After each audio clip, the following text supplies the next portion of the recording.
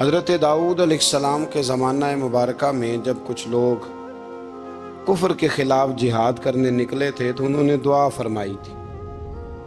دعا کے الفاظ بڑے خوبصورت ہیں، قرآن مجید کا تو حرف حرف ہی بڑا پیارا ہے اور لفظ لفظ ہی بڑا حسین ہے۔ کہا ربنا افرغ علینا صبرا، اے اللہ ہم پر صبر انڈیل دے، اللہ ہم پر صبر انڈیل دے، ہمارے اوپر صبر بھیج دے، ڈال دے ہمارے اوپر صبر، اور ثبت اقدامنا، اور ہمارے پیر جما دے، فانصرنا علی القوم الکافرین، اور کافروں کے مقابلے میں ہماری مدد فرما، کافروں کی قوم پر ہماری مدد فرما۔ اے اللہ ہم پر صبر انڈیل دے اور ہمارے پیروں کو استقامت عطا کر دے۔ جہاد زندگانی میں جب انسان نے سفر کرنا ہے نا، تو اگر وہ کمزور پڑے گا تو سفر نہیں کر سکے گا، گھبرا جائے گا تو سفر نہیں کر سکے گا۔ کیا کہا تھا اقبال نے؟ تندی باد مخالف سے نہ گھبرا اے عقاب، یہ تو چلتی ہے تجھے، یہ تو چلتی ہے تجھے اونچا اڑانے کے لیے، اونچا اڑانے کے۔ میں نے سنا ہے، مجھے پکا نہیں پتا، میں نے سنا ہے کہ ہوا تیز ہو تو جہاز کی سپیڈ لوگ بڑھا دیتے ہیں۔ مخالف سمت اگر ہوا تیز ہو تو جہاز کی سپیڈ، یعنی وہ اگر تیز چل رہی ہے تو ادھر سے بھی تیز چلے گی تو اس کا سینہ ذرا جلدی چیرا جائے گا اور آگے بڑھے گی۔ صبر اور استقامت، اگر آپ نے زندگانی میں آگے بڑھنا ہے تو ان دو چیزوں کا وجود آپ کے ساتھ ہونا بڑا ہی ضروری ہے۔ ہمارے مزاجوں میں بڑی جلدی بے صبری آ جاتی ہے، پائے سے بات نہیں ہوتے، کسی بات میں ٹھہراؤ نہیں ہوتا، طبیعت کے اندر وہ والا مزاج نہیں ہوتا جو انسان کو آگے لے کے چلتا ہے، جو اس کو آگے بڑھاتا ہے۔ اگر آپ نے آگے بڑھنا ہے تو پھر ذرا آپ میں کے مزاج میں ٹھہراؤ ہونا چاہیے، پھر ذرا تھوڑا سا سکون ہونا چاہیے۔ میرے رسول کریم علیہ السلام کی خدمت میں ایک شخص نے عرض کیا تھا، یا رسول اللہ صلی اللہ تعالی وسلم، مجھے کوئی ایسی نصیحت کر دے کہ پھر مجھے کسی اور سے پوچھنے کی ضرورت نہ رہے۔ تو حضور نے ایک ہی جملہ کہا، فرمایا جب تو نے کہا نا کہ اللہ میرا رب ہے، پھر ڈٹ جا، پھر اس پہ ڈٹ جا، پھر کھڑا ہونا سی۔ جب آپ میں استقامت ہوتی ہے، صبر ہوتا ہے، دیکھیں حالات جب بگڑے تو انہیں صحیح ہونے میں ٹائم لگتا ہے کہ فوراً ٹھیک ہو جاتے ہیں۔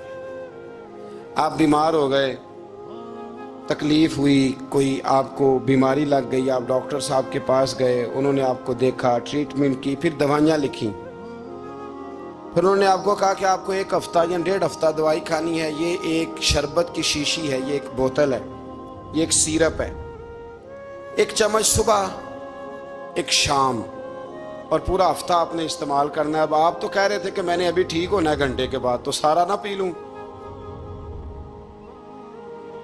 سیرپ سارا نہ پی لوں ابھی، اور 1.5 ہفتے کی دوائی ابھی نہ کھا لوں، تھوڑی تھوڑی کر کے بھی تو کھانی ہے نا، ساری کٹھی نہ کھا لوں، ہو جائیں گے ٹھیک؟ کیا خیال ہے آپ کا؟ نہیں ہوں گے۔ کیوں؟ اس لیے کہ جس ترتیب سے ڈاکٹر نے آپ کو بتلایا ہے، آپ کا وجود اسی ترتیب سے اسے قبول کرے گا، آپ کا جو وہ مرض ہے وہ اسی ترتیب سے بہتر ہوگا جس ترتیب سے ڈاکٹر نے، طبیب نے، حکیم نے آپ کو بتلایا ہے، اسی مرتب ترتیب سے آپ نے اس کو دوا کو استعمال کرنا ہے، تو اسی ترتیب سے وہ سارے معاملات ٹھیک ہوں گے۔ اب آپ کا تو منشا تھا کہ میں نے سویرے فوراً اٹھنا ہے اور میں نے دوا کھانی ہے تو میں نے فٹافٹ ٹھیک ہو جانا ہے، تو بھئی یہ آپ کی منشا تو ہے، لیکن حکمت کا تقاضا یہ نہیں ہے۔ حکمت کا تقاضا یہ ہے کہ آپ کو 1 گولی کھانی ہے، 1 چمچ سیرپ کا پینا ہے، آپ کو مناسب پرہیز کرنا ہے، اس کے بعد جا کے آپ کی طبیعت ٹھیک ہوگی۔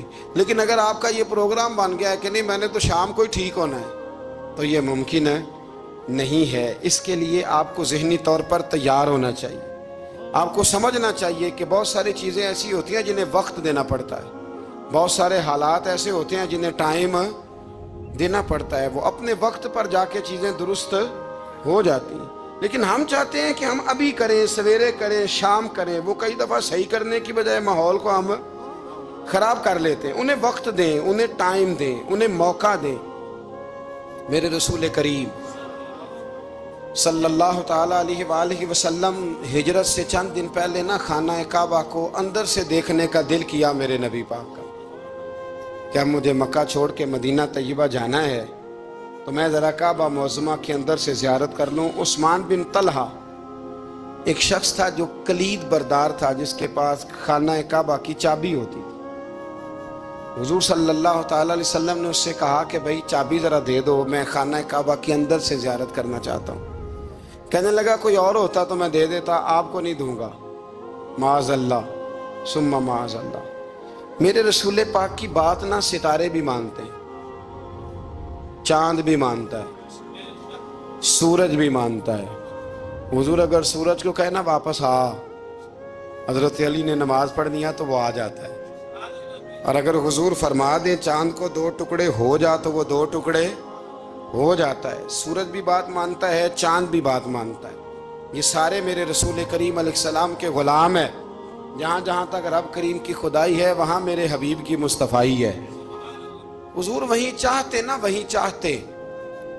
تو حضرت عمر اگر حکم دے تو زمین تیل واپس کرتی ہے, تو حضور حکم دیتے تو وہ کافر اندر دھنسا لیتی زمین. سارا کام اسی وقت ہو جاتا. لیکن حضور نے کیا فرمایا جب عثمان بن طلحہ نے کہا نا کہ آپ کو چابی نہیں ملے گی, اللہ کے رسول نے فرمایا عثمان ایک وقت آئے گا جب یہ چابی تجھ سے میں لوں گا, اور جس کو میرا دل کرے گا میں اسے دوں گا. ایک وقت آئے گا کہ یہ میں تجھ سے لوں گا, اور پھر جس کو میرا دل چاہے گا میں اس کو وہ چابی دوں گا. میرے نبی کریم رؤوف الرحیم سید عالم صلی اللہ علیہ وسلم نے وقت دیا. کتنا وقت لگا؟ 2 دن, 4 دن, 5 دن, 10 سال لگ گئے. حضور نے مکہ کو فتح کیا, حضور تشریف لائے. وہی چابی عثمان بن طلحہ کے پاس تھی. محبوب کریم نے بت توڑنے تھے, کعبہ کو ان سے پاک کرنا تھا. فرمایا لاؤ نا چابی کدھر ہے. عثمان کہتے ہیں حضور نے تو بات نہیں جتلائی, پر مجھے وہ لفظ یاد تھے کہ عثمان ایک وقت آئے گا. ایک سمجھیے گا بات کو, ایک وقت آئے گا جب چابی میں لوں گا, اور پھر جس کو میرا دل کرے گا میں اسے. پھر وقت آ گیا, پھر حضور نے چابی لے لی, پھر نبی پاک نے بت توڑے. پر قربان جاؤں مدینے والے محبوب کے طریقے پر فدا ہو جائیں حضور علیہ الصلوۃ والسلام کے کمال درگزر پر. جب حضور فارغ ہوئے نا بیت اللہ کو صاف کر کے, تو فرمایا کدھر ہے ابھی عثمان بن طلحہ. وہ آئے تو حضور فرمانے لگے یہ چابی پہلے تیری خاندانی وراثت تھی, پھر میں نے اپنے وعدے کے مطابق لے لی, اب میں تمہیں واپس کر رہا ہوں. اب یہ چابی میں تمہیں واپس کر رہا ہوں, میں یہ چابی میں تمہیں دے رہا ہوں. لہذا اب تیری نسل سے بھی قیامت تک کوئی نہیں لے گا, میں تمہیں یہ چابی دے رہا ہوں. تو بھائی وقت کا انتظار کریں. اور عثمان بن طلحہ کہتے ہیں میں نے حضور کا یہ کمال کرم دیکھا تو میں کلمہ ہی پڑھ گیا, میں مسلمان ہی ہو گیا. وقت کو دیکھیں, وقت کا انتظار کریں, آنے والا ٹائم دیکھیں. ہم نا ٹائم نہیں دیتے, ہمیں جلدی بڑی ہے. کاروبار ٹھیک ہو جائے تو شام کو ہو جائے, بچہ تندرست ہو جائے تو پھر شام کو ہو جائے, مخالفین ٹھیک ہو جائیں تو شام کو ہو جائیں. ہمارے سارے کام شام سے پہلے, بلکہ جو ولی بننا چاہتا ہے وہ بھی کہتا ہے 1.25 گھنٹے میں بنا دو, لیٹ نہ کرو. کیونکہ بہت سارے تو کہتے ہیں یہ ایک نظر کریں. میں نے کہا آپ کوئی عمل بھی کریں نا, آپ تھوڑی محنت بھی کریں نا. کہتے ہیں ایک نظر کریں. ہمارے درویش کہا کرتے تھے کہ آج کل مرید کہتے ہیں نہ نماز پڑھاؤ, نہ روزہ رکھاؤ, نہ وظیفہ کراؤ, نہ کوئی اور کام کراؤ, سانو ایویں ہی بخشاؤ. تو بھئی اللہ نے خود 5 نمازیں فرض کی, رمضان کے روزے فرض کیے ہیں, زکوٰۃ فرض. تو جب اللہ نے ذمہ داریاں لگائی ہیں تو پھر کون ہے جو بغیر ذمہ داریوں کے آگے جائے. تو اپنی زندگی میں چیزوں کو سمجھے, غور کریں. وقت آپ کو دینا ہے, اور جب آپ وقت دیتے ہیں تو بہت سارے معاملات ٹھیک ہو جاتے ہیں. حضرت عمار بن یاسر بڑا شروع میں کلمہ پڑھا. ان لوگوں نے بڑی تکلیفیں اٹھائیں جنہوں نے آغاز اسلام میں کلمہ پڑھا. حالات اور طرح کے. میرے حضور کو بڑی اذیتیں دی جاتی تھیں. ابو لہب عقبہ بن نبی معیط یہ حضور کے 2 ہمسائے تھے. کچھ نفسیاتی تکلیفیں لوگ دیتے ہیں، ذہنی طور پر پریشان کرتے ہیں، مزاج ہوتا ہے۔ وہ دونوں کیا کرتے تھے، وہ سارا اپنے گھر کا کوڑا کرکٹ لا کے حضور کے دروازے پر پھینک جاتے۔ نبی کریم صلی اللہ تعالی وسلم فرماتے تھے کیا خوبصورت حق کے ہمسائیگی ادا کرتے ہو، کیا اچھا تم حق کے ہمسائیگی۔ اور دونوں طرف کے ہمسائے تکلیف دیتے، اذیت دیتے، حضور کو پریشان کرتے۔ حضرت عبداللہ ابن مبارک رحمۃ اللہ علیہ کا ہمسایہ بھی اسی طرح کرتا تھا، وہ اپنے گھر کا سارا گند کچرا اٹھا کے آپ کے گھر میں پھینک دیتا۔ ایک دن بھی پھینکا، 2 دن بھی پھینکا، 3 دن بھی پھینکا، 4 دن بھی پھینکا، 5 دن بھی پھینکا، مہینوں بیت گئے، مہینوں بیت گئے۔ ایک دن کہنے لگا میں روز کچرا پھینکتا ہوں، خود ہی کہنے لگا آپ کو تکلیف نہیں ہوتی؟ آپ فرمانے لگے میں نے ایک برتن رکھ دیا، ایک جھاڑو رکھ دیا ہے، جب تو کچرا پھینکتا ہے تو میں اٹھا کے باہر پھینک آتا ہوں، اب تو بند نہ کرنا، اس لیے کہ مجھے عادت ہو گئی ہے۔ اب میں نے اپنے ٹائم میں سے نا ٹائم اس کچرے کو دینا شروع کر دیا ہے، اب تو بند نہ کرنا، اس لیے کہ مجھے اب اس بات کی عادت ہو گئی ہے۔ اب میں روز اٹھاتا ہوں اور اٹھا کے ذرا باہر پھینک آتا ہوں، میں عادی ہو گیا ہوں تیری اذیت کا، اب میں تیری تکلیف کا۔ آپ میں سے بہت سارے لوگ شہروں کے رہنے والے ہیں، ہمارے دیہاتوں میں یہ ہوتا تھا کہ کسی بوڑھے بابے کو نا بچے چھیڑتے تھے، کبھی کبھی غلط کرتے تھے، ایسا کرنا نہیں چاہیے، لیکن بزرگ کو چھیڑتے تھے، تنگ کرتے تھے۔ کبھی وہ بچے نہ چھیڑتے تھے تو بزرگ خود کہتے تھے کہاں مر گئے آج سارے۔ اصل میں وہ پیار ہوتا تھا، وہ پیار لگ جاتا تھا، بتاتے نہیں تھے، لیکن علاقے کے بچوں کے ساتھ نا وہ غصہ ہوتا تھا، وہ چھیڑتے تھے۔ لیکن نا کئی دفعہ کوئی بندہ دشمنی کرتا ہے تو بندے کو اللہ کے قریب کر دیتا ہے، سجدے کا ذوق بڑھ جاتا ہے، عبادت کا مزاج بڑھ جاتا ہے، انسان کی طبیعت کے اندر خاص قرب آتا ہے۔ حضرت عمار بن یاسر رضی اللہ تعالیٰ عنہ فرماتے ہیں کہ بڑی تکلیف دیتے ہیں۔ حضرت عمار بن یاسر رضی اللہ تعالیٰ عنہ کی جو والدہ ہیں وہ اسلام کی پہلی شہیدہ ہیں، حضرت سمیہ ان کا نام تھا، اسلام کی پہلی شہیدہ۔ ان کے زیر ناف ابو جال نے نیزہ مار کے انہیں شہید کر دیا۔ حضرت عمار بن یاسر رضی اللہ تعالیٰ عنہ فرماتے ہیں کہ میرے والد کو اتنی تکلیفیں دی گئیں کہ وہ ان اذیتوں کی وجہ سے دنیا سے پردہ کر گئے۔ حضرت عمار بن یاسر کو خود کافر اتنا مارتے تھے کہ وہ اپنی حواس کھو بیٹھتے تھے اور ایسی باتیں کرتے تھے کہ سمجھ نہیں آتی تھی کہ یہ عمار بن یاسر بول رہے ہیں۔ اتنی سخت اذیت دیتے، اتنی سخت۔ دکھ قبول محمد بخشا، راضی رہن پیارے، دکھ قبول محمد بخشا، بس راضی رہن۔ اتنی تکلیف دیتے کہ حضرت عمار بن یاسر حواس کھو بیٹھتے، تکلیف میں آتے، بڑا سہا، بڑا برداشت کیا۔ ایک دن میرے رسول پاک تشریف لائے اور حضور نے کہا او آل یاسر میں تمہیں مبارک دینے آیا ہوں، رب کریم نے تمہارے لیے جنت میں مکان بنا دیے ہیں۔ حضور نے تمہارے لیے، اللہ نے تمہارے لیے جنت میں مکانات، تمہیں مبارک ہو، تمہاری اذیتیں، تمہاری تکلیفیں، تمہارے درد، تمہاری راتیں کام آ گئیں، مالک نے تمہارے لیے مکانات بنا دیے ہیں، حالات ٹھیک کر دیے ہیں، طبیعتوں میں بہتری آ گئی ہے۔ میرے محبوب کریم رؤوف الرحیم سید عالم نور مجسم شفیع معظم آقا دو عالم صلی اللہ تعالی علیہ وسلم نے انہیں خوشخبری سنا دی۔ حضرت عمار کہتے ہیں پھر حالات بدلے، پھر میں نے جو مجھے اذیتیں دینے والے تھے میں نے انہیں گڑھوں میں گرتے دیکھا۔ آپ فرماتے ہیں ابو جہل کی لاش اٹھانے والا بھی بدر میں کوئی موجود نہ تھا، اور ابو لہب جو مجھے تکلیفیں دیتا تھا وہ مکے کے چوک میں مرا ہوا پڑا تھا، پر کوئی اس کے قریب جانے والا بھی موجود نہ تھا، کوئی نہیں تھا۔ آپ فرماتے ہیں وہ حالات بھی۔ حضرت عمار کا اپنا کیا حال ہوا؟ حضرت خالد بن ولید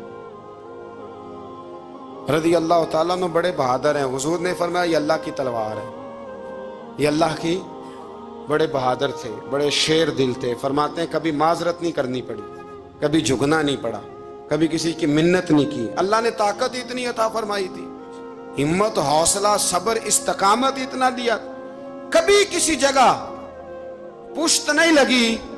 لیکن فرماتے ہیں کسی وجہ سے نا ایک دن میرا عمار بن یاسر کے ساتھ کسی بات پہ اختلاف رائے ہو گیا، جھگڑا ہو گیا۔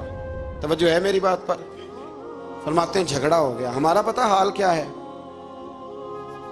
ہمارا یہ حال ہوتا ہے کہ ہمارا جھگڑا ہو جائے تو خیر ہے، لیکن اگر پڑوسی کے بچے لڑ پڑے تو ہم کہتے ہیں اس کی روزی پاک نہیں، اس کی تربیت ٹھیک نہیں.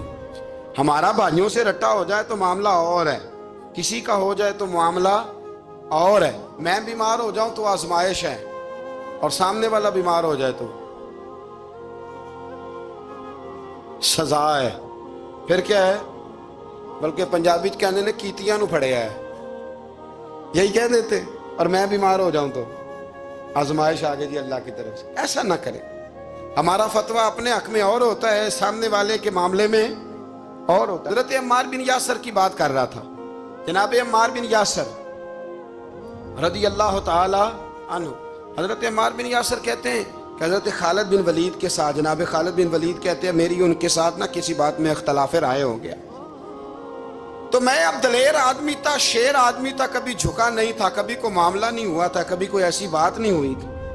آپ فرماتے ہیں جب رائے کا اختلاف ہو گیا نا، بات ذرا آگے بڑھ گئی تو نبی کریم صلی اللہ علیہ وسلم تک بات پہنچی. تو میرا یہ خیال تھا کہ حضور میری بھی سنیں گے، عمار بن یاسر کی بھی سنیں گے، پھر حضور کوئی فیصلہ کریں گے پر قربان جاؤں. وقت بدل گیا ہے نا، اب بہت بڑے چودھری ہیں، بڑے سردار ہیں، بڑے سپہ سالار ہیں حضرت خالد بن ولید، پر وقت بدل گیا. تو حضرت خالد بن ولید کہتے ہیں جب میں نے نبی کریم کی بارگاہ میں بات عرض کی، حضور تک بات پہنچی تو میرے مصطفیٰ نے موٹی سی بات ارشاد فرمائی. رسول کریم فرمانے لگے بھئی بات مختصر سی ہے، جس نے عمار کو راضی کر لیا اس نے مجھے راضی کر لیا، اور جس نے اسے ناراض کیا اس نے مجھے ناراض کیا. فرماتے ہیں بس میری قیمت پڑ گئی، میرا قد اونچا ہو گیا. حضرت خالد بن ولید کہتے ہیں میں نے بھی کہا اب بات کیا کرنی ہے، اب تو گزارش ہی کرنی ہے، اب مدعا کیا سنانا ہے، اب تو بات کرنی ہے. فرماتے میں آگے بڑھا، اور جیسے بھی ہوا میں نے حضرت عمار بن یاسر کو راضی کیا. حضرت عمار کہتے ہیں ایک وقت وہ تھا اور ایک وقت یہ ہے، جب دونوں وقتوں کو دیکھتا ہوں تو کہتا ہوں الحمدللہ رب العالمین. یہ ساری تعریفیں اس رب کے لیے ہیں جو تمام جہانوں کو پالنے والا. وقت دیں معاملات کو، ٹائم دیں. آپ دیکھیں اللہ تبارک و تعالی بڑا کریم ہے، وقت کے ساتھ جب چیزیں تبدیل ہوتی ہیں اپنے ٹائم کے. حضرت بلال حبشی رضی اللہ تعالی، بڑا مشکل نہیں، اکیلا آدمی، غریب آدمی، مکے کے سارے سرداروں کے قابو آ گیا. حضرت حسان کہتے ہیں میں نے خود اپنی آنکھوں سے دیکھا حضرت بلال کے گلے میں رسی ڈال کے بچے کھینچا کرتے تھے. یار خاصا مشکل کام نہیں. امیہ بن خلف ڈنڈوں سے مارتا ہے، آپ کے ہاتھ اور پیر چارپائی کے نیچے رکھ کے تو اوپر بیٹھے رہتے بڑی بڑی دیر. بڑی تکلیف نہیں، بڑی اذیت نہیں. لیکن حضرت بلال حبشی فرماتے ہیں پھر میں نے وہ سارے دکھ مٹتے دیکھے. وقت بیت گیا. وہی امیہ بن خلف ایک دن گھوڑے پہ تھا، گھوڑے اپنے کو تیار کر رہا تھا، لگام ڈال رہا تھا. حضور علیہ السلام گزرے تو فرمایا کیا کر رہے ہو؟ کہنے لگے اس گھوڑے پر بیٹھ کے آپ کو شہید کروں گا. تو حضور فرمانے لگے تیاری کر لے، تجھے قتل میں نہیں کرنا ہے. پھر جنگ کے موقع پہ نا ہلکی سی خراش لگائی رسول پاک نے اسے یہاں گلے پہ. تڑپتا تھا، روتا تھا، سسکتا تھا. لوگ کہتے تھے امیہ کیا ہو گیا، اتنا سیانہ بندہ یہ کیا کرتا ہے؟ تو کہنے لگا تمہیں پتہ نہیں مجھے تکلیف کتنی ہے. ضرب تو چھوٹی ہے پر تمہیں پتہ نہیں لگائی کس نے ہے تو چھوٹی پر تمہیں خبر نہیں کہ لگائی کس نے ہے، کس نے یہ ضرب لگا دی ہے. پھر تڑپ کر سسک کر مرا. حالات بدل جاتے ہیں، حالات میں تبدیلیاں آ جاتی ہیں. ہم وقت نہیں دینا چاہتے. ہمارے اندر جو حوصلے کی کمزوری ہوتی ہے، ہمارے اندر جو وہ ایک بہت بڑا معاملہ ہوتا ہے کہ کسی بھی طریقے سے یہ معاملہ ختم ہو، کسی بھی طریقے سے شفا ہو، جلد از جلد ہم اس بات سے نکلیں، تو یہ بات ہماری درست نہیں ہے. ہمیں وقت دینا چاہیے. حضرت سیدنا عاصم بن ثابت بن قیس بخاری میں بھی موجود ہے، اور بھی بہت ساری کتب میں یہ روایت موجود ہے. حضرت عاصم بن ثابت بن قیس رضی اللہ تعالیٰ عنہ، آپ نے نا جنگ احد میں بڑی دلیری کے ساتھ آپ لڑے تھے. 2 لوگوں کو آپ نے قتل کیا تھا، مصافح اور حارث کو. ان کی والدہ سلافہ بنت سعد، سلافہ بنت سعد بڑی مالدار عورت تھی، بڑی تیز تھی. اس نے قسم کھائی تھی کہ میرے 2 بیٹے چونکہ حضرت عاصم بن ثابت نے قتل کر دیے، اس نے قسم کھائی تھی کہ میں نہ معاذ اللہ انہیں قتل کراؤں گی اور ان کی گردن اترواؤں گی اور ان کی کھوپڑی میں شراب بھر کے پیوں گی۔ جملے بولنے والے کئی دفعہ بڑا ہی بول جاتے ہیں۔ حضرت عاصم بن ثابت بن قیس رضی اللہ تعالی، سلافہ بن سعد کہنے لگی کہ میرے بیٹے چونکہ انہوں نے قتل کیے تو 100 اونٹ دوں گی جو انہیں شہید کرے گا، اور پھر میں معاذ اللہ ان کی گردن اتروا کے کھوپڑی کے اندر شراب بھر کے پیوں گی۔ حضرت عاصم بن ثابت بڑے بہادر تھے، قابو نہ آ سکے۔ کافروں نے ایک چال چلی کہ مدینے سے کچھ مبلغ مانگے تبلیغ کرنے کے لیے، بطور مبلغ کو مانگا، لیکن رستے میں بددیانتی کی، جھوٹ بولا، ظلم کیا، انہیں گرفتار کیا، اور گرفتار کر کے معاذ اللہ تعالیٰ انہیں بیچنا چاہا۔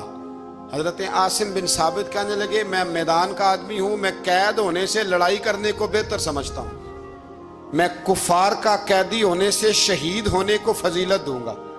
تلوار نکال لی، نیزے نکال لیے، لڑنے لگے۔ اب اکیلا آدمی اور سامنے درجنوں بیسیوں لڑنے والے، سب کا رخ جب انہی کی طرف ہوا تو حضرت عاصم بن ثابت بن قیس رضی اللہ تعالیٰ عنہ سمجھنے لگے اب شہید ہو جاؤں گا، تو آپ نے ایک دعا مانگی، کہنے لگے اے اللہ میرے بدن کی حفاظت کرنا، اے اللہ میرے وجود کی حفاظت کرنا، گویا میری لاش کی یہ بے حرمتی نہ کرے، اللہ حفاظت کرنا۔ شہید کر دیے گئے۔ جیسے ہی آپ شہید ہوئے تو اب وہاں تو منت یہ تھی نا معاذ اللہ کے گلا کاٹیں گے اور معاذ اللہ کھوپڑی میں شراب پیئیں گے۔ انہوں نے دعا کر دی یا اللہ حفاظت کرنا۔ آپ سب بھی دعا کریں یا اللہ ہماری حفاظت فرما، اے اللہ دنیا میں بھی حفاظت فرما، قبر میں بھی حفاظت فرما، حاسدوں سے، شریروں سے، مفسدوں سے، اے اللہ حفاظت کرنا۔ یہ دعا فرمائی۔ جب آپ شہید کر دیے گئے نا، لاش مبارک قریب تھی، تو کافر گردن کاٹنے کے لیے آگے بڑھے تو سینکڑوں کی تعداد میں شہد کی مکھیاں آ گئیں۔ انہوں نے گھیرا ڈال لیا سارے وجود کو۔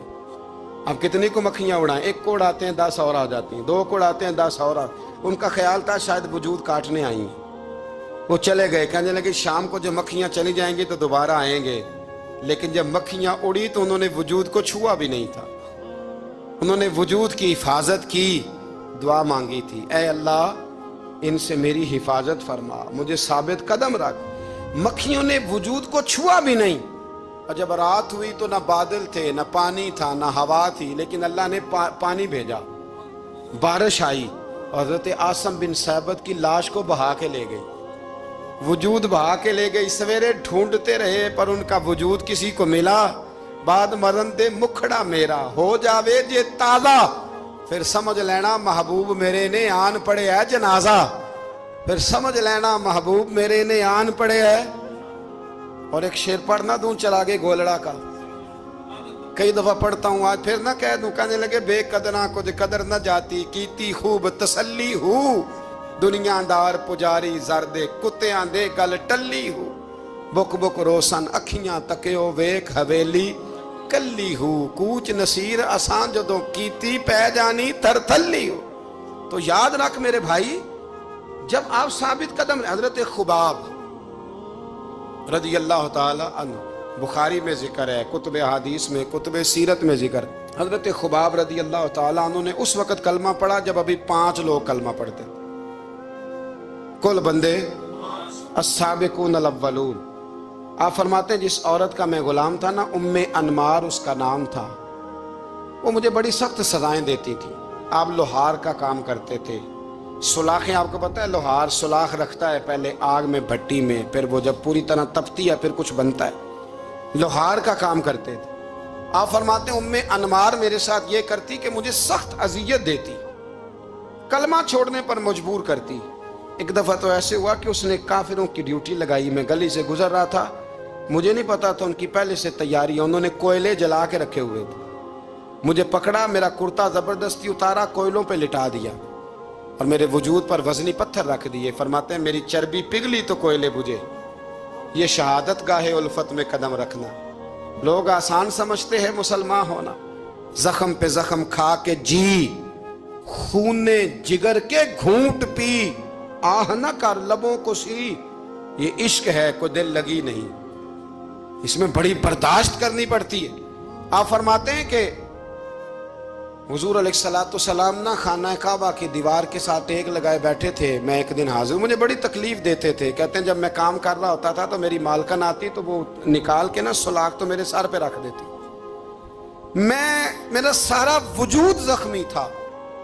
حضور خانہ کعبہ کی دیوار سے ٹیک لگائے بیٹھے تھے، میں حاضر ہوا تو محبوب کریم بھی اٹھے، تو حضور علیہ السلام سے میں نے عرض کی حضور دیکھیں مجھے کتنی تکلیف دی جاتی، تو ابھی فرمانے لگے بس اتنی، فرمایا تم سے پہلے لوگوں کے سروں پر آرے رکھ کے 2 حصوں میں چیر دیا جاتا تھا، لوہے کی کنگھیوں سے ان کے وجود ادھیڑ دیے جاتے تھے، پر وہ سی نہیں کرتے تھے، اف نہیں کرتے تھے، میں خبردار بس اتنی۔ اور پھر میرے حضور نے ہاتھ اٹھائے کہا اے اللہ خباب کی مدد فرما، اے اللہ خباب کی، اتنے لفظ ادا کی۔ حضرت خباب کہتے ہیں پھر میں نے وقت کو وقت دیا، پھر میں نے حالات کو وقت دیا، پھر میں نے اپنے محبوب کی دعا کو قبول ہوتے دیکھا۔ فرماتے ہیں وہ میری مالکن جو مجھے تکلیف دیتی تھی، اذیت دیتی تھی، پھر اس کا حال یہ تھا کہ اس کے سر میں درد اٹھا، اور جس طرح کتا چیختا ہے جب اسے مارا جاتا ہے تو وہ چلاتا ہے، اس طرح وہ آوازیں نکالتی۔ پھر وہ بہت بڑے طبیب کے پاس گئی تو اسے کسی نے کہا کہ لوہے کی سلاخوں سے اپنے سر کو دگوایا کر، داغ دیا کر، اسے جلایا کر جگہ جگہ سے تاکہ تیرے اندر کا درد ختم ہو۔ تو آپ فرماتے ہیں پھر لوگوں میں نے صبر اور استقامت کا رزلٹ دیکھا کہ وہ جو مجھے بطور سزا میرے سر پہ سلاخیں رکھتی تھی، پھر وہ بطور دوائی منگانے لگی، میں سلاخ گرم کر کے لاتا اس کے سر پہ رکھتا، فرماتے ہیں پھر اسے سکون ہوتا، پھر وہ تڑپتی، اور چونکہ مجھے تو وقت یاد تھا نا، کہتے ہیں لیکن میں مصطفیٰ کریم کا کلمہ پڑھتا تھا، میں نے کبھی دوبارہ پلٹ کر اسے یہ بات یاد نہ کریں۔ آپ وقت دیں، ماحول کو ٹائم دیں، آپ دیکھیں، ہاں یہ ضرور دیکھ لیں کہ آپ کے ضمیر کے اندر کوئی ایسی بات تو نہیں، کوئی ایسا معاملہ تو نہیں کہ جہاں آپ غلط ہیں، اور اگر ایسا نہیں پھر آپ وقت دیں آنے والے اسباب کو۔ ہم نہ بڑی جلدی ہے، ہمیں دعا کرائی ہے تو آج شام تک مسئلہ ٹھیک ہونا چاہیے، دعائی کھائی ہے تو طبیعت شام تک ٹھیک ہونی چاہیے۔ اگر ہم راہ حق کے مسافر ہیں تو شام کو ہمیں قرب الہی مل چکا ہو، حضور کی بارگاہ کے ہم حضوری ہو چکے ہیں، ایسا نہیں ہے۔ آپ وقت دیں، سفر کو جاری رکھیں، تسلسل کے ساتھ سفر کریں، سفر کے لیے جتنے اسباب کی ضرورت ہے وہ سارے اکٹھے کریں، محنت پوری کریں، جد و جہد پوری کریں، ہمت پوری کریں، لیکن پھر نتیجہ اپنے رب کریم پہ چھوڑ دیں، پھر رزلٹ اپنے اللہ۔ کئی دفعہ ہماری چاہت اور ہوتی ہے اور اللہ کی حکمت اور ہو، تو اللہ کی حکمتوں پر بہت ساری چیزوں کو چھوڑیں۔ دعا کرتا ہوں اللہ کے حضور اللہ ہمیں سمجھنے کی توفیق عطا فرمائے۔ آخر دعوانا الحمدللہ۔